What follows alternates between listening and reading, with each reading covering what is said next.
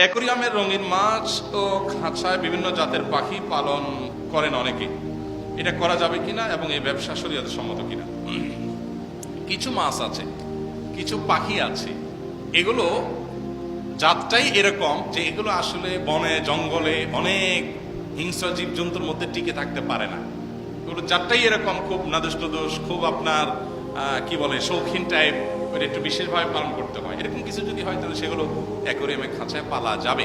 কিন্তু যদি এরকম হয় যে আসলে এই পাখি উড়ে বেড়ায় এবং এই জঙ্গলে থেকে অভ্যস্ত, তাকে এখানে রাখাটা তার জন্য জুলুম হচ্ছে, তার জন্য কষ্টের হচ্ছে, সে আসলে এভাবে থাকতে অভ্যস্ত না, এভাবে থাকাটা তার জন্য কষ্টের, এরকম যদি হয় তাহলে সেক্ষেত্রে সেটা অবশ্যই জুলুম হবে। কারণ যেই প্রাণী যেভাবে সৃষ্টি হয়েছে, আপনি তাকে ধরা যাক যে আপনার একটা প্রাণী গরু, সে বাহন টানতে অভ্যস্ত না, আল্লাহ তাকে সেভাবে বানান নেই, তাকে বানাইছেন আল্লাহ রাব্বুল আলামিন সে বড় জোর হাল চাষ করতে পারে, সে হালকা পাতলা বাহন থাকলে সেটা টানতে পারে, হালকা পাতলা বোঝা থাকলে বাহন করতে পারে, এবং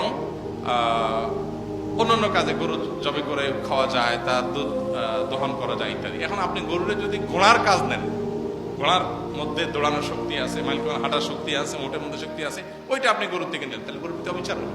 আল্লাহ তাআলা তাকে এই জন্য সৃষ্টি করেন এবং এটা করার সক্ষমতা তার মধ্যে নাই।